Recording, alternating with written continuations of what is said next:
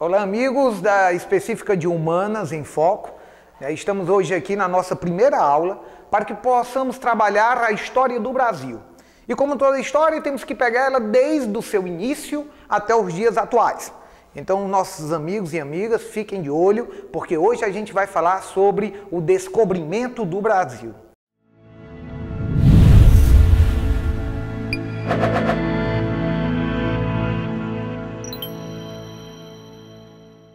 O descobrimento do Brasil. O que significa dizer isso? Quando é que o Brasil foi descoberto? Muito se tratou sobre a questão dos 500 anos do Brasil, da comemoração dos 500 anos. Que você teve várias propagandas, você viu espalhado pelas capitais relógios fazendo a contagem regressiva. Só que preste bem atenção. Não posso dizer que o Brasil ele completou seus 500 anos. Porque quando a gente fala em descobrimento do Brasil, na visão antiga da história, estaríamos trabalhando a visão que o Brasil teria sido descoberto pelos portugueses. E isso é errado. Temos que lembrar que o Brasil, ele não foi descoberto pelos portugueses, não. Porque quando os portugueses chegaram aqui, o primeiro documento escrito da história do Brasil já trazia a ideia, escrito por Pero Vaz de Caminha, já trazia a ideia que tinha a presença de índios aqui. Então, quem descobriu o Brasil foram os índios. Inclusive, esses índios que habitavam aqui no período que a gente tem que chamar de pré-cabralino e não pré-colonial, como muita gente estudou, né? Como estudávamos isso dentro das escolas. O período antes de 1500, né, devemos chamar de período pré-cabralino e não de período pré-colonial. Por que não podemos chamar de período pré-colonial? Porque a ideia do pré-colonial, ele tem que dizer que logo depois veio o período da colonização. E não foi isso que aconteceu. O período pré-cabralino, você vai ter a presença aqui de aproximadamente 5 milhões de índios, cara, habitando esse solo. Esse solo, qual esses índios chamavam em comum de Pindorama. Pindorama era o nome que eles davam em comum ao território que hoje a gente chama de Brasil. Então assim foi o primeiro nome que os índios davam às nossas terras. Vamos lembrar que o que aconteceu em 1500 foi a chegada dos portugueses aqui. Começaram pelo Porto Seguro e eles vieram tomar posse daquela terra que eles fizeram uma divisão pelo Tratado de Tordesilhas de 1492. Um tratado feito somente entre Espanha e Portugal. Inglaterra, França não reconheciam esse tratado de Tordesilhas. E eles tinham interesse de pegar essa propriedade também, pegar essa fatia do Novo Mundo. Lembram vocês que o Tratado de Tordesilhas de 1492 dizia que a 370 léguas da ilha do Cabo Verde, na direção oeste, tudo que tivesse pertenceria aos portugueses. Após isso, seria dos espanhóis. Se observarmos bem, vamos notar o seguinte, que uma pequena faixa era portuguesa, desse novo mundo descoberto. Quem descobriu a América, todo mundo sabe que foi Américo Vespúcio. Quando Américo Vespúcio descobriu a América, os espanhóis mandaram o navegador Vicente Pinzón catalogar o território, ficar catalogando. E esse navegador Vicente Pinzón teria chegado no Brasil antes mesmo dos portugueses. Tanto é que os espanhóis tentaram alterar o Tratado de Tordesilhas. E os portugueses, sabiamente, decidiram fazer o que não? Vamos ocupar essa terra. Então aquele mito que os portugueses vieram para o Brasil por acaso, é mito, é lenda. Eles sabiam muito bem onde estavam indo. Chegou no Brasil 3 caravelas, Nina, Pinta e Santa Maria. O grito soou, terra à vista! E naquele momento ali, o Brasil começava a ser conquistado pelos portugueses. Voltamos a lembrar que a reação do índio, no primeiro momento, foi uma reação totalmente pacífica.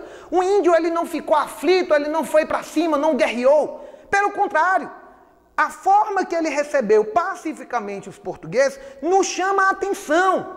Porque os índios, qual seria o motivo que aquele índio estaria recebendo os portugueses de forma pacífica?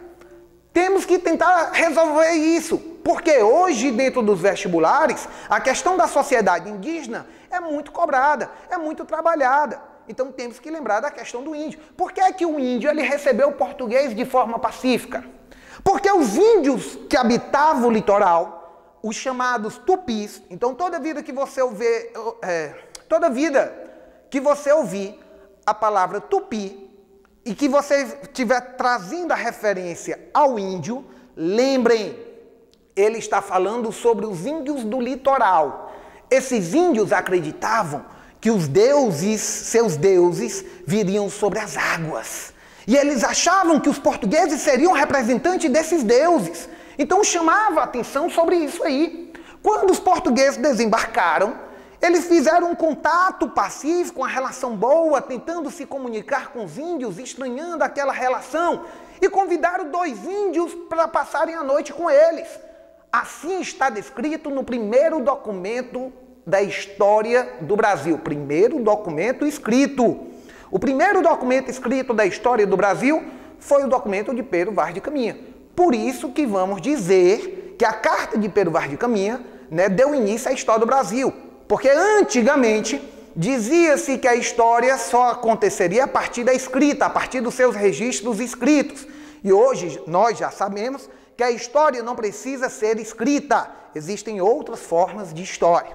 Naquele momento, 2 índios foram para a embarcação.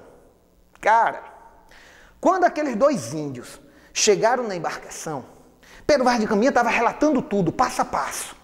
Em nenhum momento os portugueses demonstraram a surpresa dos índios estarem sentando numa cadeira.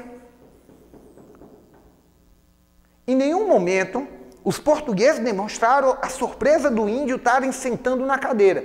Então vamos lá, a gente tem que começar a analisar aí. Será que os portugueses foram os primeiros a terem contato com aqueles índios? Será que o índio ele sentaria numa cadeira assim do nada? Já que o índio tem um costume de comer agachado, utilizando as mãos? Os índios comeram praticamente de tudo. Se não comeram de tudo, foi porque Sancho de Tovar disse que eles não gostavam. Então, observem bem, foi Sancho de Tovar. Pero Vaz de Caminha fazia questão de relatar tudo. Por que, Barata? Que ele relatava tudo. Ô, meu amigo, naquela época não tinha TV, não tinha filmadora, não tinha fotografia. O único jeito do rei saber o que estava acontecendo aqui seria a partir do documento escrito. E aí que está o problema. Por mais que você tente ser imparcial num documento, é impossível você ser totalmente imparcial, você acaba colocando opinião. Naquele momento, Pero Vaz de Caminha e Pedro Álvares Cabral tinham interesse que o Brasil fosse colonizado. Então a nossa carta, o primeiro documento escrito, ele também serviu como uma forma de propaganda do Brasil. Ele vinha com a ideia de propagandear uma imagem positiva do nosso território. Eles botaram o índio, passaram a noite e no dia seguinte foram para o litoral mais uma vez. Andaram cerca de 1,5 léguas até que os portugueses chegaram nas casas dos índios, na tribo, na oca. Eles mesmos vão relatar que as casas do índio eram do tamanho das suas naus, do tamanho das suas embarcações. E que dentro das embarcações não tinha divisório.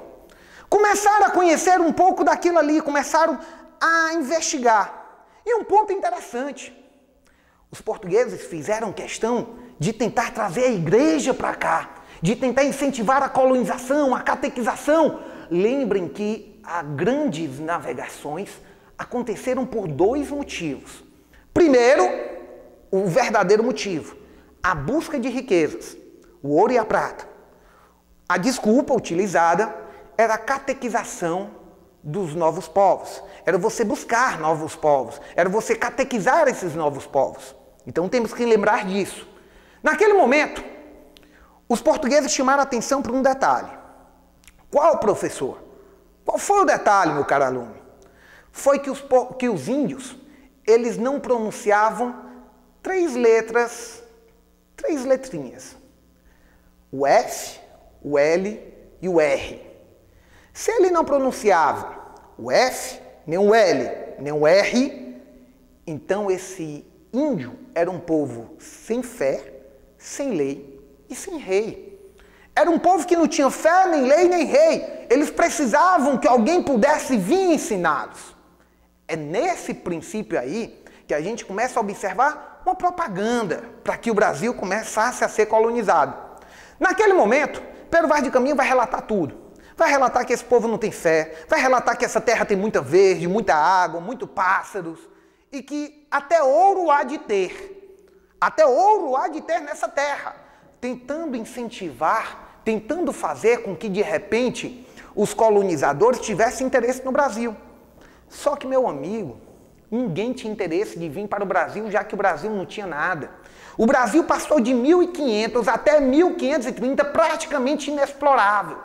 Como ninguém queria vir para o Brasil, e como a coroa portuguesa não queria perder o território, não queria que outros viessem, botou para alguns portugueses vir para cá. Aí eu faço uma pergunta. Eles viram que tinha uma dificuldade muito grande de se comunicar com o índio. E qual é a sua pergunta, professor? Simples. Como é que você aprende uma língua? Estudando? Pode ser. Mas a maneira mais fácil de você aprender uma língua é você vivenciando aquela cultura. É você estar presente no dia a dia. Quer aprender o inglês? Vai para os Estados Unidos, vai para a Inglaterra. Quer aprender o francês? Vai para a França. Se vira em 3 meses lá, passa 6 meses. Que aí, meu amigo, você começa a aprender, você começa a ouvir, a falar. Essa foi a ideia dos portugueses.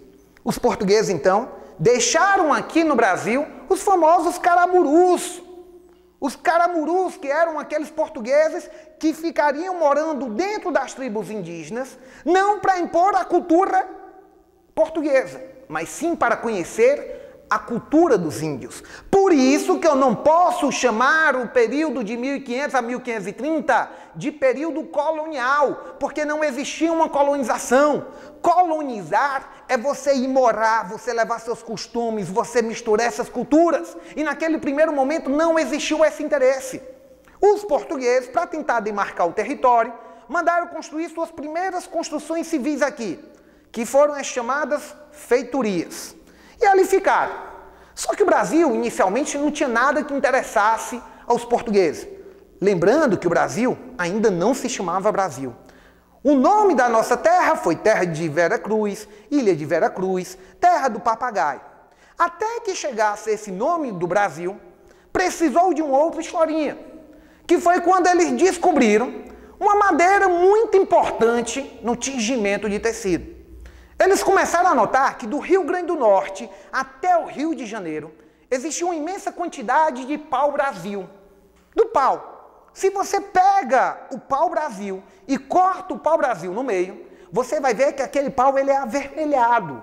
Ele possui uma cor avermelhada. Se você coloca aquele pau em água fervendo, ele vai separar tintura. E aquela tintura ele vai ser utilizado como corante de tecidos. Foi nesse momento que Fernando de Noronha começou a fazer um processo de exploração dessa madeira. Pediu autorização da coroa e ganhou. Começou a explorar a madeira. E o nome daquele pau, que foi chamado de pau-brasis, devido à vermelhidão, passou a ser chamado de pau-brasil. E daí veio o nosso nome. Caro aluno, cara aluna, não se confundam com as histórias, com as lendas que escutamos. Alguns livros nos tratam que o nome do Brasil foi baseado devido a uma ilha que se tinha, que eles chamavam de Brasil. Isso é uma lenda, né? É uma lenda, vamos dizer que é diferente. O nome do nosso território veio baseado da madeira, do pau-brasil, e o nome dessa planta, ela veio justamente devido à cor da brasa, brasis, e aí a gente chamou de Brasil. A partir daquele momento o Brasil começou a tirar o seu pau. Tiraram o pau-brasil que tinha do Rio Grande do Norte até o Rio de Janeiro.